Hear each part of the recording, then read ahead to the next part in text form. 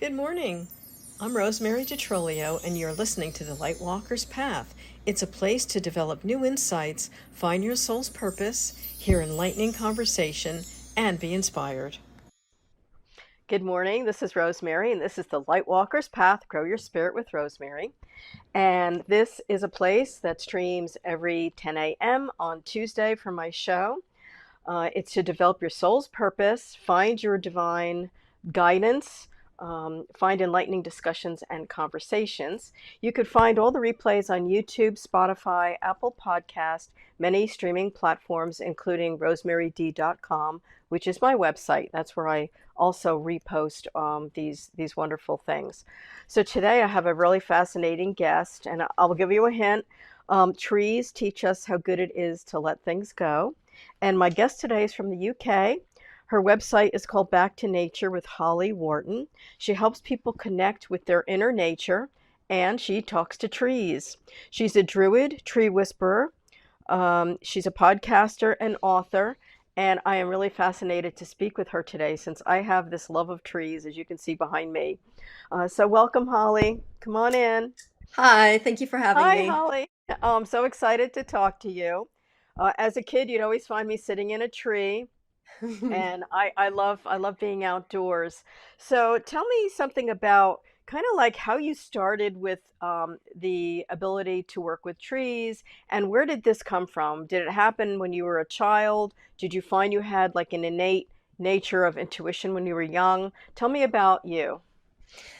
I always liked nature as a child. I was really fortunate in that my family had a really big garden, front garden, back garden when I was a kid. So I was outdoors a lot.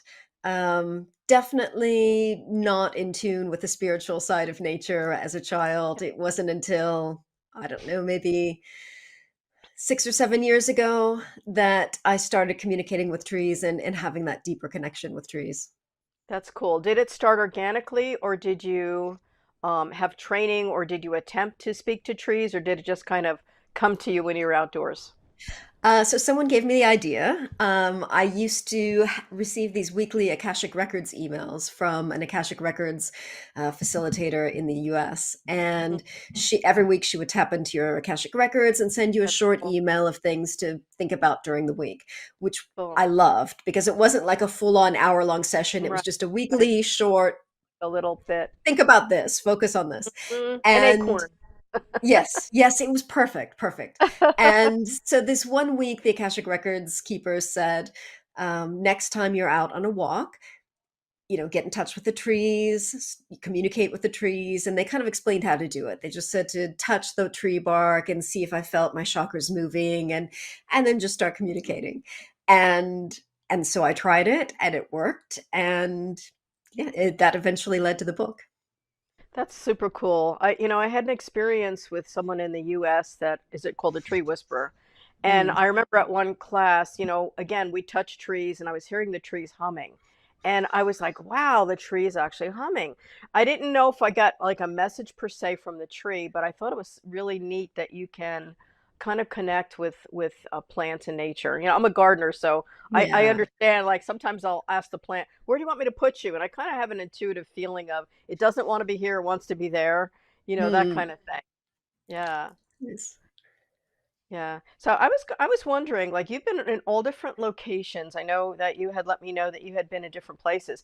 My question is, do trees in different locations have different messages or things they wanna tell you? Is it just because they're a tree and a tree is a tree and they'll give you what they want you to know? Does it depend on the tree age? Like, what did you find out as you work with trees? So that's a really good question. So when I was working on the book, different trees would kind of reach out to me and say they wanted to be in the book, or I could be in the book. So as I was walking or running in different areas where I live, trees would express interest in participating in the project, Very which cool. was great. Yeah, it was great. So I've lived in the south of England for I lived in one place for about 12 years. And then last year I had to move to a different part of the country for about a year. And then now I'm back near where I used to be. So most of the trees in the book are from that place where I lived for several years, Mm. and saying goodbye to them was very sad because I didn't know if I'd be back to see them, when I'd be back to see them. It was rough. When I moved up to the other area where I used to live in the West Midlands, I really didn't communicate with the trees that much there. It just the Huh. land had a very different energy. Sometimes when I was out for a run, I would give it a try, but the woodlands were different, the energy was Huh. different, the land felt different, and it just Huh. it just didn't click. It wasn't right. And Interesting. now that I'm back down here near where I used to live, I've just got that same kind of Oh, that's home cool. home vibe to the woodlands here. Yeah. I'm wondering if that's why we connect in certain areas and not Mm, others. I know that I'm really comfortable when I'm in the woods, and mm, I love to go there to like clear myself. And I remember once I was not feeling right, so I put my back against a tree and asked it to clear me. And it's mm, one of the techniques, I teach Reiki and that kind of stuff. So I actually felt a shift of energy, and the tree actually helps to ground you and clear out your mm. junk. So Yeah, I thought that was a neat experience to do. So usually, like I've been known to hug trees, truthfully. They even call yeah. me a tree hugger at times, but yeah, yeah. So that's neat. So what do trees usually tell you? Or like what are some of the messages you've gotten from trees? So in when I was collecting stories for the book, the overarching theme of the messages was to reconnect with nature so that you can reconnect with yourself. Okay. And to use your time in nature to slow down because the Mm, tree said you move too fast. I love that. Yeah. Mm, I could imagine, like, I would imagine an oak because they grow so long that they'd be kind of stately sort of presence mm. about them. Do you hear, like, is it an intuitive understanding of the words? Do you hear like a voice from the tree? How do you experience that when they want to tell you something? So I hear a voice from the tree, and I hear different voices from different trees. Do saplings sound like really young children or young voices? Do they No, sound different no, than older trees? I was wondering, no, they like, don't. they're baby trees. Do they sound like children, No, no, they don't. Not to me, at least. Okay. Okay. So what would you describe, let's say, an oak tree? What kind of presence would that give you? When you're near an oak as opposed to a maple or, an It, aspen, it it's not species dependent, it's individual dependent. like a S personality. Yeah, exactly. So one of the things that the trees kept insisting to me when I was collecting their stories for the book was, you people see us all as one. Like, here are the Right. oaks, here are the maples, here are the sycamores, but I we're gotcha. each individuals, Kind and of they like each all have their own human. personality. Yeah. Yeah, exactly. Right. Okay. So my other question is, I know that you were a druid. So my question is, do you believe that there are spirit energy or protector energies, like almost like I don't know if you call them divas or something, that reside in trees, or is it just the tree's energy that's giving you information? That's a really good question. So I'm not technically a druid. I'm a member of the druid order Obod. I'm an ovate, Okay. not a druid yet. Okay. I But don't know what the difference is, so you're gonna have it's to tell it's me just that. they're just different levels. The Okay. druid is the third level and ovate is the second level. So I just wanted to Okay. clarify that. Okay. I do believe that trees have a spirit and that plants have a spirit. I do. And Yeah. I believe that that is what is communicating with us. Got it. Got it. Yeah, I believe it too. Another reason I'm asking, I'm writing a YA, and it's a young adult kind of a Mm. fairy tale, and I have like a gnome that's in charge of the tree, and I have like a Ooh. tree spirit, and I have a very old ancient tree that has a mother spirit in it. So that's why I'm curious because I love trees. You can Mm. see I have old tree stuff Yeah. on, but yeah, so that's cool. Okay, so um, have you worked with a tree that wanted to be cared for better? Like maybe it was ill or not doing well. Would that voice be different? And if so, what would it want people to know? Or did you Mm. have that experience with a tree that's not well? Kind of, kind of. So I've mostly been communicating with trees in natural environments, in the woods, rather Good. than in urban environments. Mm-hmm. However, in my book, there's one tree called the original queen oak, who's in the middle of an old woodland, and she's really, really old. And she started that process of retrenching, where she's dropping all of her outer limbs, and she's kind of pulling back her energy into a much smaller space. And she looks like she doesn't have that many years left in her, and Mm-hmm. it makes me sad every time I see her, but she has the most lovely energy, and she's so full of joy.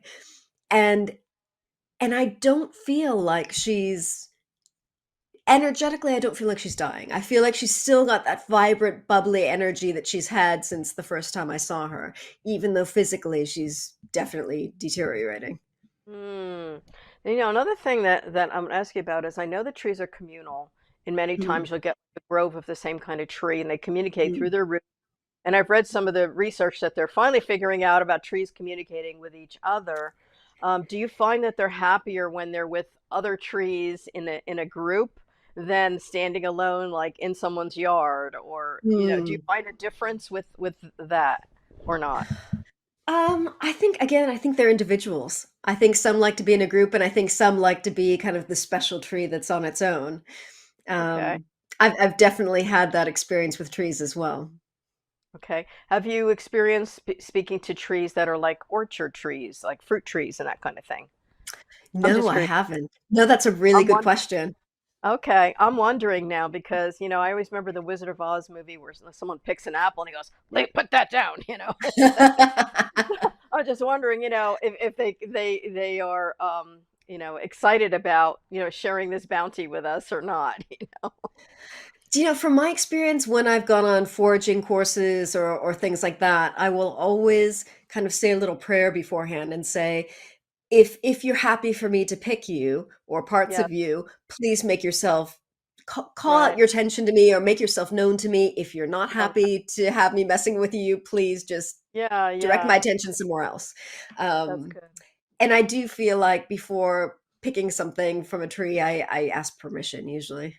Yeah, it's kind of like, you know, the Native American way that they bless something before they eat it, or Mm, they thank the animal for giving its life. You know, that's the mm, kind of same idea. When I put my garden plants in, I thank them for, you know, giving me whatever it is I'm going to eat. You know, "Oh, thank you for this yeah. tomato." You know, so I kind of do that automatically, and my plants grow crazy. They're just like so happy. So I'm Good. doing that for. They must be happy with it. Okay. Tell me the name of your book before we go to break, which is like a minute from now. But tell Yeah. me about what the name of your book is. It's called If Trees Could Talk, Life Lessons from the Wisdom of the Woods. I love that. Is that the one? Do you have another one that you're working on, or that's the one that's on your website? That's the one that's on my website. I do have another one that I'm working on, but it's I've been working on it for years, so But it's you'll really do it. You'll do it. That's yeah. super cool.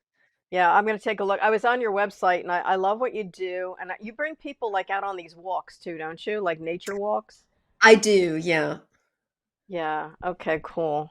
All right. We're going to be coming up on a break. Let me look at the time. Oh, we got a couple minutes yet. Okay. Yeah. Yeah. Um, all right. So when people come to you, what are some of the things that you do with your clients? Like, what are some of your things that you guide your clients with? I don't usually work with clients. Really? I do occasional mindset coaching. It's something I've done for Okay. years, but it's not something I promote. I'm more focused on Okay. my writing and my books than anything. So if someone lands on my Okay. website and says, "Oh yes, I'd like to do this," great, I love it, but Oh, it's not something that I'm actively promoting.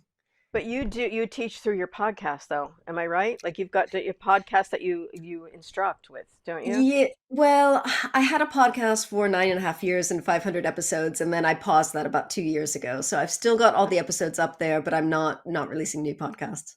Okay, okay. Very, very interesting. All right, so you want your book to sell. We want people to see your book. Yeah. Is it on Amazon right now? Or Yes, it is. It's on Amazon. I've got it in English okay. and Spanish. So that's Oh, what look it at looks you. like. That's awesome. Yeah, Yeah. that's great. Okay, yeah, because I've got books on Amazon too, and if you work on it, sometimes you know they're hidden, so we want people to find you. All Yeah. right, we're coming up on a sponsor break. This is the Lightwalker's Path, and we'll be right back with Holly, my fascinating guest. Welcome back. This is the Lightwalker's Path, Grow Your Spirit with Rosemary. And my guest is Holly Worton. And we were having a conversation about her conversation with trees. And during the break, she told me that one of her main gigs is to help people publish their books. So tell me about your company and what you do in that area. So it's called North Downs Publishing, and the website is northdownspublishing.com. My husband and I work together. We help people independently publish their books. We just take them through the entire step of the process through if they need coaching, editing, proofreading. We liaise with the cover designer, get everything set up on KDP, draft to digital. Hmm. If they want to do an audiobook, we help them with that. Audio. And Cool. and also online book launch and just marketing, everything they need to get their book out there. So That's cool. Do you yeah, do like sections like if someone says, "Oh, I just want marketing," or "I just want yeah, audiobook," you can do that. So yeah, can you tell me the name of your company again? I couldn't hear the second word. North yes. End, you said? North Downs, DOWNS Downs, North Publishing. Downs Publishing, and that's in the UK, right? Is it like Yeah, downspublishing.com yes, or yeah, yeah, okay. yeah. Cool. I'm writing that down too for myself. So Thank you. that's really cool. So after you help a client, do you take on all kinds of books? Is it a certain genre that you promote, or it doesn't matter to you? It doesn't matter. We've done fiction, nonfiction, poetry, short stories, novels, lots of, self-help books and things like that. So yeah. Yes, and the formatting as well. Do you do the formatting, or Yes, you yes. people that do Formatting, all that? ebook formatting, typesetting, all that good stuff. Yeah, well, it's a lot. I know because that's what I have worked with getting done. Very neat. And in audiobooks too, do you find that those are just as popular as the written books, or more so, or does it It matter? it really depends. So for me personally, I usually only produce an audiobook for my better selling books. Mhm. Like If Trees Could Talk, I have an audiobook for that and Right. it does quite well. But for my books that are kind of more niche and don't sell as much, I don't bother doing an audiobook for it because it's a lot of Yeah. time and energy and a lot of Uh, money to edit it, and it's just yes. not worth it. Do you read your own book? Did you read your Yeah. own book? Yeah, yeah. Yeah. Because I was a school teacher, so I loved reading my own stuff. Mm, And I'd consider doing like an audio mm. version of my middle grade fiction Time Wheel, but I haven't gotten to that yet. So, Yeah. okay.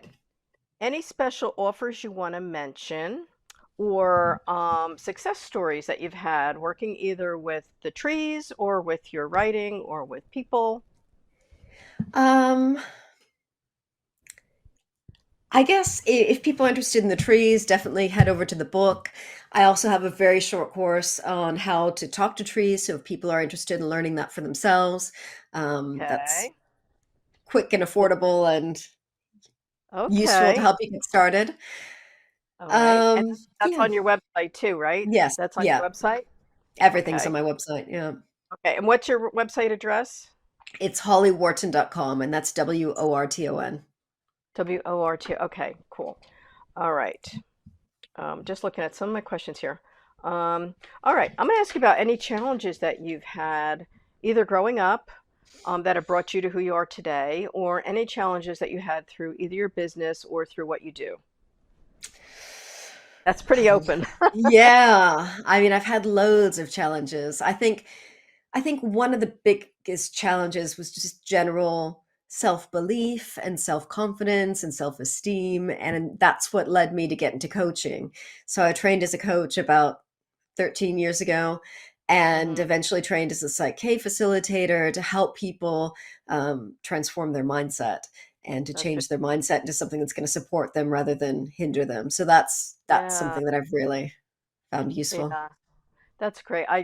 Work with a lot of different clients as well in that realm, as well as I'm an angel communicator, so Mm, I understand when you're saying like belief in yourself. But I yeah. started back in '93, Mm, and at first, you're kind of afraid, like, what are people going to think? And then after a while, you're like, mm, okay. They have a right to think whatever they want. I know what I'm doing, you know? Yeah, You come yeah. to that at some point. You do, you do. It's interesting because with this book, it's gotten a fair amount of kind of press coverage, and there've been a few times when I've gone on national television here in the UK and even in the US to discuss the book, and of course that brings out all kinds of Sure. positive stories, but also haters in a big way. So I think Yeah. that's Yeah. also really helped me to just be confident about what I'm doing and not be as bothered by what other people think. Yes, and I caught one of your broadcasts on one of the television stations somewhere because I Googled you, of course, to see, Yeah. I want to see who this lady is, you know, and I saw it, I'm like, that was phenomenal. I was like, gotta have you on, you know. So I was really surprised when you actually answered me across the world here, but I was really excited that you did. Okay, so yeah, the challenge is the haters, and like one of the things, thank God I haven't honestly had anything like that, but I've also haven't been like on national television, so to speak. Mm, I've done radio and that. But I always say to my people too when I'm working with them, if you don't take someone's advice, if you wouldn't go to them for advice, don't take in their criticism or their hate. They don't have enough guts to do what you're doing. So it's yeah, easy to be, you know, a stupid person behind a screen when nobody sees you. You yeah, know, it takes more courage to stand out there and say, this is what I'm doing, you know, yeah, take it or yeah, leave it, basically, right? yeah. Yeah. Do you have children? No. Okay. Do you have pets? Yes, I have two cats. Okay. My question is, do you also communicate with your pets? I have tried. I feel like my head gets in the way of it. Yeah. Probably like when you started working with trees, right? Yeah, I think yeah. it's probably similar. And that's why, you know, people say, well, I work with angels and I communicate with angels in the etheric realm and I do Akashic records, etc. You know, why can't I do, let's say, animal communication? And I sort Mm, of do a little bit because I got dogs. mm, And, you know, I know it's similar and different at the same mm, time. yep, yep, Yeah. yep. Do you meditate before you connect then? You said, I think you said you meditate or you set intention before you connect with a tree or no? No, not really. I just kind of get into it. I mean, unless I'm working on a project like a book, then I'll, kind of explain to them what I'm doing and give Okay. them some framework for the conversation. But yeah, no, usually I just kind of get straight into it as I would with a person. Very cool. So I'm curious because the person that I know in our United States that works with trees, he's actually a tree guy that helps people fix what's wrong with their tree, and the tree will Oh, tell them what the tree wants. So yeah, so the tree might say, I need calcium, I need this, I need that, and he treats the tree, and the tree gets better. So nice. I thought that's a pretty cool thing. So when Yeah. you work on, have you like walked across people's property and have you done that for clients where they'll say, "Can you come see my tree?" Because that No, would be a no. cool thing to do, wouldn't it? It would be, but again, I think I tend to be drawn more to natural trees out No. in the woods rather than Yeah, yeah. urban trees. Urban, right. Okay, I got it. Okay. What kind of people resonate with you as a friend? Ooh. Um, I guess definitely people who are open-minded, who are spiritually minded, Mm, um, and who are open and curious about this stuff in the world that we don't mhm. have explanations for. Love that. I love that. Yeah, Yeah, probably the same for me. I love yeah. open-minded people that are just willing to listen because I think there's too many closed minds now, Mm, especially people yeah. fighting against each other instead of just listening to other people's viewpoints. Yes. So, I think that's pretty neat. Um, how about you say trees specifically, but do you find that other plants will also communicate with you? Yes, Like absolutely, rose yes. bushes and, Yes, absolutely. So a few years ago, I trained as a plant spirit healer, love healing that. facilitator. So I do work with plant spirits as well as tree spirits for healing and transformation. I love that. There's another woman in UK that works with roses.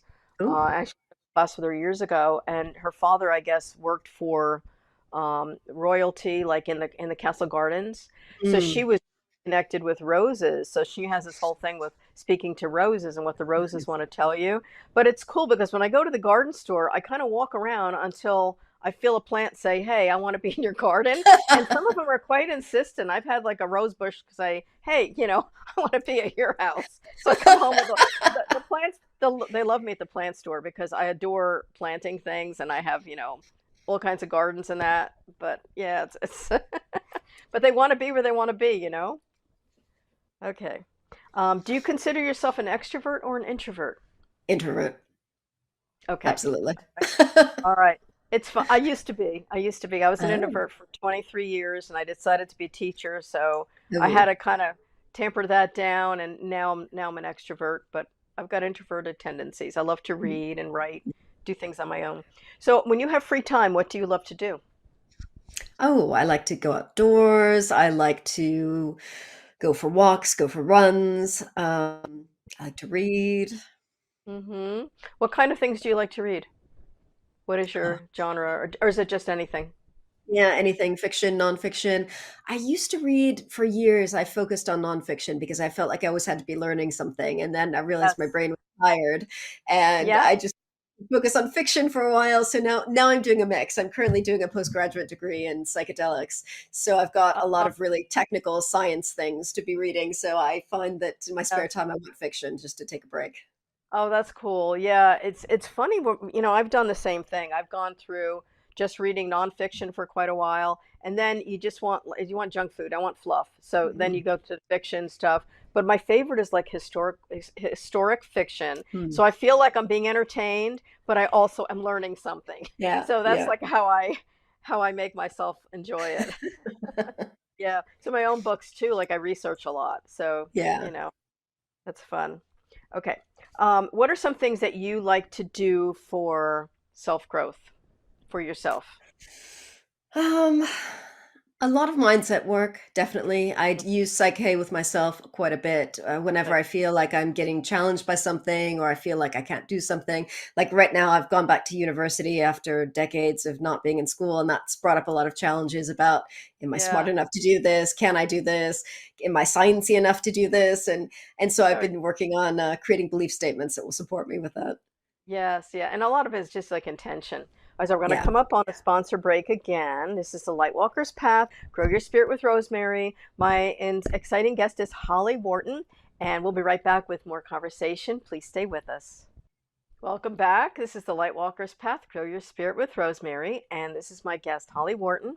And our conversation was about trees and also her publishing company, which her and her husband run. And it is called northdownspublishing.com. So my question is, you mentioned earlier that you had some druid training and you're, working on the levels of that. So my curiosity is like, what does that entail? Like, what do you Mm. learn when you are, I know they're very earth oriented, right? Energy of the Yeah. earth oriented. Tell me something about it and what you do for training of it. So every druid order is different. They all have kind of a different vibe or focus to them. The one that I'm in is called the Order of Bards, Ovates, and Druids. And that's based here in the UK, but there are people all over the world that belong to it. And it's pre-COVID, it was physical training in the sense that they would send out booklets to you, like Okay. physical booklets that were printed with, you could also order the audio version. Now they have an online version because, of course, COVID made everything more difficult Of in course. terms of sending things out around the world. So it's something you can join. You start out at the Bardic level, and once a month for 12 months, you get materials to study, and you can work through that in as much time as you want. You can do it in a year, or you can take as much time as you need. And it's basically teaching about how to form a spiritual connection with nature. So it teaches you rituals and celebrations for the wheel of the year, and things you can do on your own to connect with nature. Is it considered the same thing as paganism or is it different It's in some ways? it's a it would fall under the umbrella of paganism. Yes, it would be one Right. type of pagan spirituality. Okay. So, like you would do full moon rituals as well or not? Or like do Yeah, you do yeah, you okay. could, you could also do, we just had the fall Yeah, equinox, or spring if you live in the southern hemisphere. So things like that as well. So the equinoxes and the solstices and right. yeah. Do you guys work with like crystals and rocks as well during your ceremonies or is it more like plants like I know the yew or, certain Mm. plants you use for different things? It's definitely more plant focused. I do have kind of one big crystal that I use when I'm setting up sacred space Mm-hmm. to work with. But yeah, it's mostly I would say plant and tree oriented. Very cool. Do you do any kind of healing modality for yourself, or have you, or even for relaxation? Um, yes, I do. I mean, I've trained in a bunch of different things over the years. So I've trained as an NLP practitioner, trained in Psych K, which is what I mostly use. Like, And then yeah. a few years ago, I trained as I mentioned earlier, a plant spirit healing practitioner and also a shamanic practitioner. Very cool. Yeah, that's really cool. There's so much interesting ways that we can Mm, grow. yeah. What are some of the things you do personally to center yourself, or like when life gets busy? Do you have Mm, certain protocols that you do to center? Is it just mindset? Is it being outdoors? Like what is mm. your centering activity that you enjoy? Definitely getting outside in nature. Mm-hmm. And I haven't been doing enough of that lately. But yeah, definitely getting out in nature, going for a walk or going for a run or just being outdoors makes a big, big difference. It does for me as well. I know when I'm teaching my healers, because I'm a Reiki master teacher. So when I bring my healers, I teach them how to ground themselves, and we pretend we're a tree. And we, Mm, open up to the sunlight, and we ground our body, and we send roots from the bottom of our feet. I teach them to go outside and stand near a pine tree because pines are very clearing.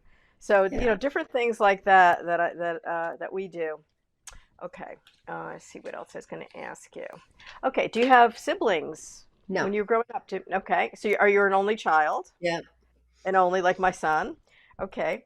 Do you think that might have contributed to like your love of books and doing things by yourself? Did you feel that changed you or molded you in some way? Absolutely, yes, yes, yes. And I think in a good way.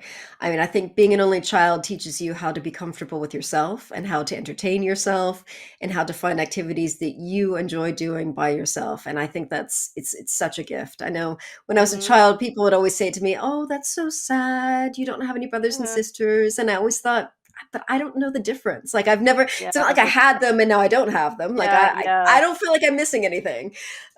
So Yeah. I think it does give you a lot of gifts being an only Yes. child because you learn how to be okay by yourself, and I think that's something a lot of people don't have. Right. I think with my son, like he had a lot of very close friends that became Mm, almost like brothers to him, and yeah, he's very outgoing. Like he's so outgoing. As a child, I was so quiet, yeah, but me he too. loves people around. So like he's married. His wonderful wife is Brazilian, and Mm, they always have company, and they both mm, love company and people. mm. So it's kind of neat to see like him as an adult. Okay. Um, what qualities do you wish people had more of? Or is there something you're like, oh, I wish people had more of that? I know you said Yeah, open-mindedness, right? yeah. I think kindness and compassion above all else. I see, you know, in this online world that we live in, I see so many people hiding under the shield of anonymity and just being I really horrible to other people know, online. I And it's know. just Ter- shocking and horrible, and I think we just all Yeah, need some more kindness. I think so too. And I think, some of the kids today, they'll be good with technology, but I Mm, find that they need to know communication with each other, face to mm, face, and kind of yeah, those cooperation skills that we had as kids growing up that maybe some of these people don't have now. yeah. So we'd like to see more of that. Okay, let's see. What inspires you? What is your like? What things inspire you? Nature, Yeah, being of course, right? outdoors, um, and personal growth, just looking at all the different ways that I can grow as a person and learn and just have a better life through becoming a better me. I love that as well, and I know that part of like my mission for myself is always to keep growing, no matter your Mm, age. As you're yeah, breathing, you're growing, like a tree. yeah, They live yeah, a long time and they keep going. That's what I want to do. I want to live a long yeah, time, keep going, and stay well rooted. yes. Okay, if you can go any place in the world, where would it be? Mm. I really love England. I really love the country where I live, and I think I would just walk a long distance trail. So we have a series of national trails in this country. I just walked the Coast to Coast Oh, National Trail cool. earlier this year for the second time, and that was a Oh, 2 week backpacking a trip that was just wonderful. I did it by myself, and it's just I oh, love being alone on a week long or 2 week long backpacking trip where it's just me mm, and nature, and you see other people every once in a while, but it's mostly just you and the outdoors. oh, that's That great. to me is the best. Oh, that's cool. Yeah, I'd love to see England. Like I love the little cottages and the Hmm. rolling hills. So, Yeah. that's on our list to do at some point. And the castles, that's pretty neat. So I Yeah. was going to ask you about Stonehenge too, because I think Yes. that's always fascinated me. So, when you were, have you been, you said you've been to Stonehenge, right? Yes, a few times, yeah. Tell me about the experience of standing in that circle or near it. Did you feel anything? I'm just curious Well, because it seems like you would.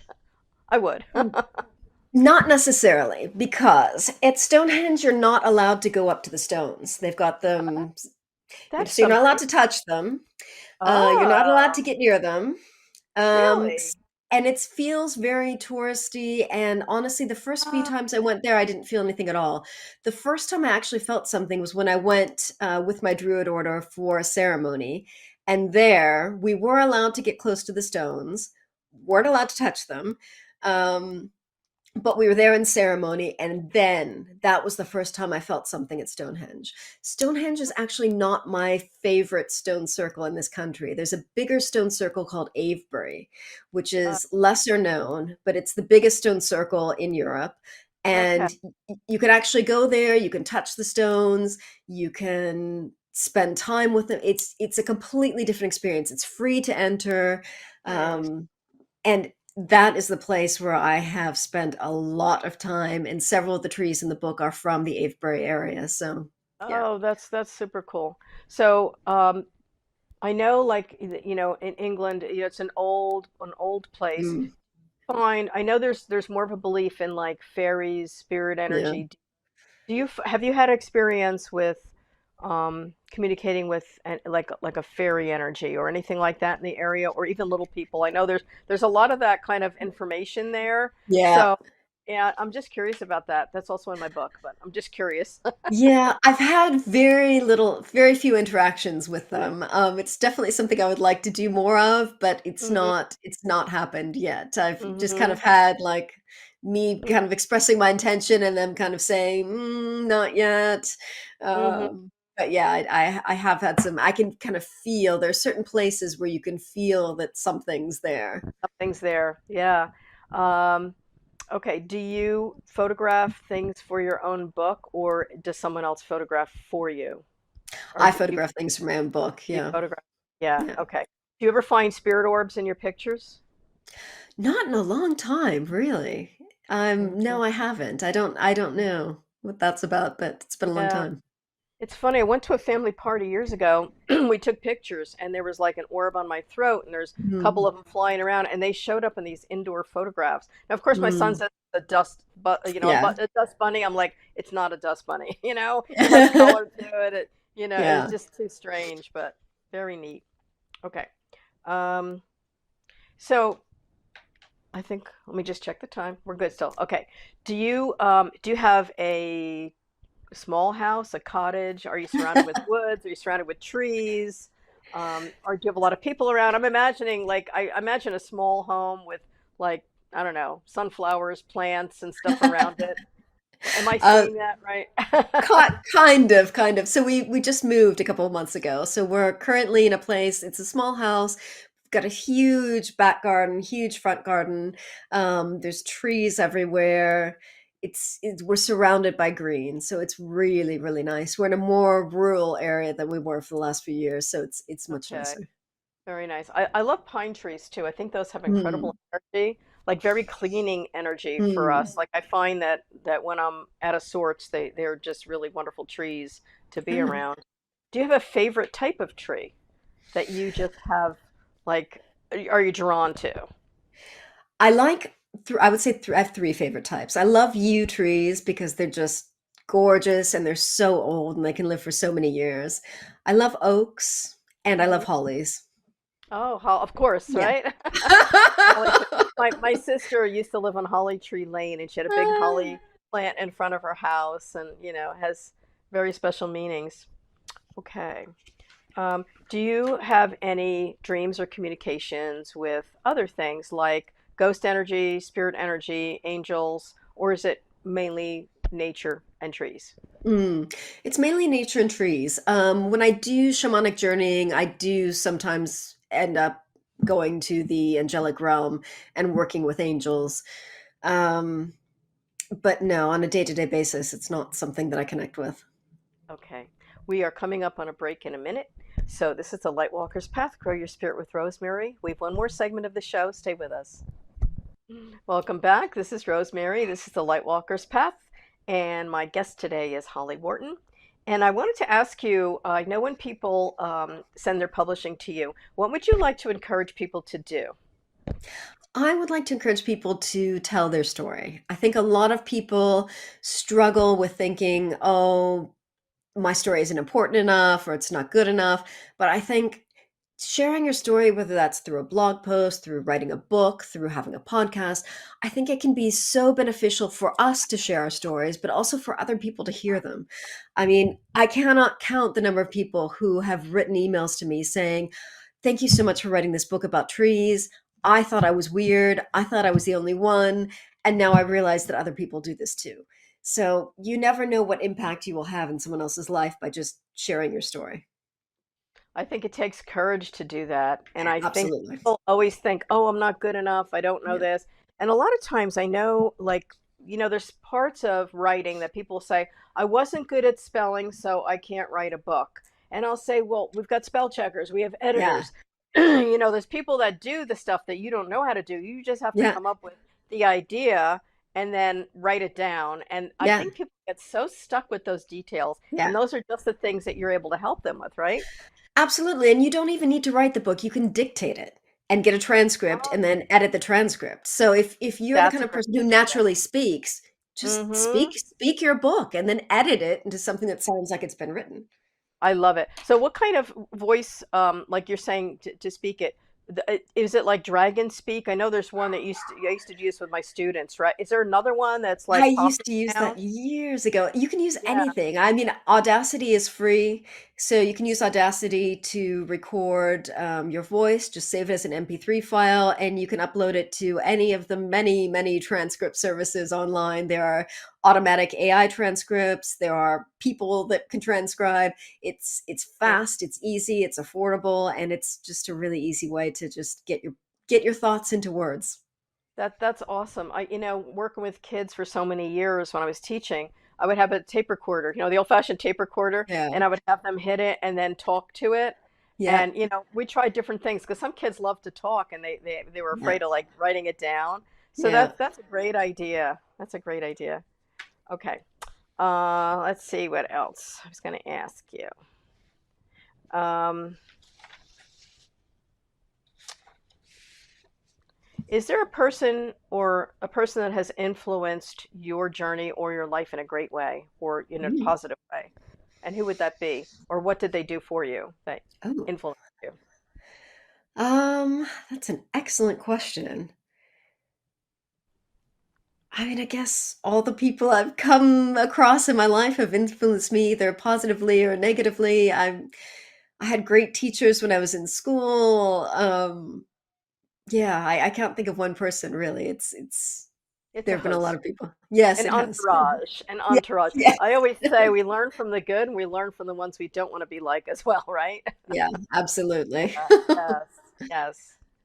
Okay. Um, is your husband an introvert or extrovert? Oh, he's an extrovert. Yeah. Okay, Uh, that often happens, doesn't it? Yeah. Although I feel like he's become a bit more introverted after being with me for 15 years, but yeah. Yeah, it's funny that we do that. Like my husband was an introvert when I met him, and now he's becoming more extroverted because Mm, of experiences with me. Like I drag him places. We travel, we go places. I make him do stuff that's uncomfortable. So he's grown a lot, doing, be yeah. changing. And it's funny how that often happens, right? Mm. Uh, okay. With your business, does he also edit? And what's his job with your publishing business that he does? Yeah, so he does part of the editing. We also do translations. So he's from Argentina. So he does Oh, English to Spanish translations, and I do Spanish to English translations. So very cool, very cool. yeah, yeah. Oh, that's neat. I'm learning how to speak Italian because my husband and Oh, I have a trip in Italy coming in several months. oh, So nice. I'm learning like how to ask for a coffee at a cafe, and The the important important things. things you need to know when you travel, right? Yes. So I'm practicing. I'm practicing. Good. Very cool. So he speaks. Do you speak Spanish as well? Yes, Or yes. I lived in Latin America for about 15 years. So um okay.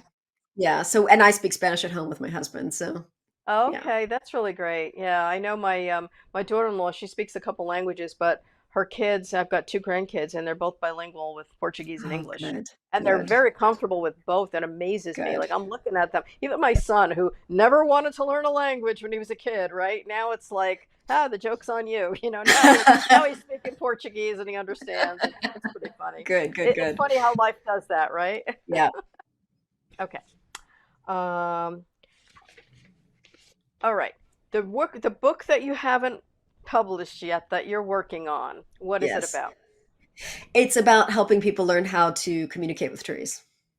Okay, so it's another kind of communication tree book. Yeah. All right. Is it a workbook or is it a how-to?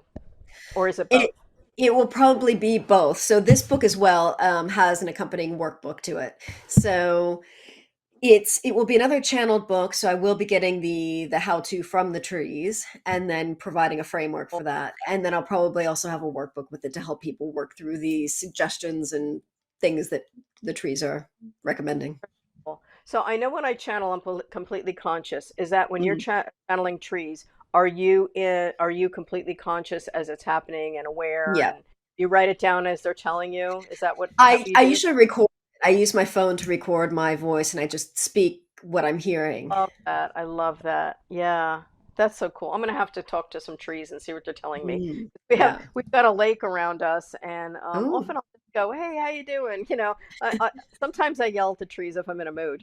Like I've had a Mm. bad day. It's like I just have to get this out. But usually it's very happy. Good, good, good. Have Oh you ever man. talked to the lake? The lake? No, I have not Mm. tried that.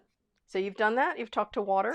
No, I haven't, but I just wonder since you've got a lake like so close to where you're living, if Yeah. what it might have to say to you.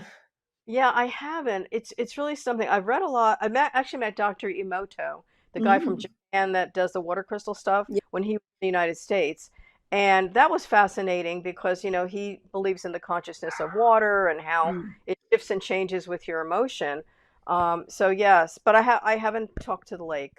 Mm. I do talk to my plants because Okay. I garden, and I Yeah. talk to my pets and they usually tell me the same thing. I want to go for a walk, feed me, pet me on Yeah. top of my head.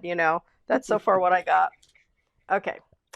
Um, oh, and you said you're studying mushrooms and like psychedelics as well, right? Is that Psychedelics. Yeah. So it's a postgraduate certificate in psychedelics. would it be like CBD stuff like the that or just any kind of psychedelic that's a plant-based thing? Not just plant-based, chemical-based things as well. So it's multidisciplinary. So we've just started a couple of weeks ago, and we're focusing on uh, psychopharmacology and neuroscience Mm, and that perspective, and then we're going to move into it's multidisciplinary. So they're kind of looking at it from different angles. yeah, interesting. I know there was the Iwagasa was I've heard about that. Yeah, A few ayahuasca. people. Yeah, that's it. A few people I know had journeyed with that. Yeah, Like I'm not brave enough, so that wouldn't be for me. Okay, so this is the last segment of the show. So I want to thank you so much for being a part of the Lightwalker's Path, and for spending this time with me today, and for coming across the world to little old New Jersey to be with me today. So we hope we've inspired you. The next show airs 10 a.m. next week on Tuesday morning Eastern Time. And thank you again, Holly, for being a part of my show today. thank you for having me. It was great. All right, take care. Bye. I'm your host, Rosemary DiTrolio, and you've been watching and listening to The Lightwalker's Path. Learn about my workshops, sessions, courses, and more at info@rosemaryd.com. My website, rosemaryd.com, Hands of Light by Rosemary. Have a blessed and beautiful day.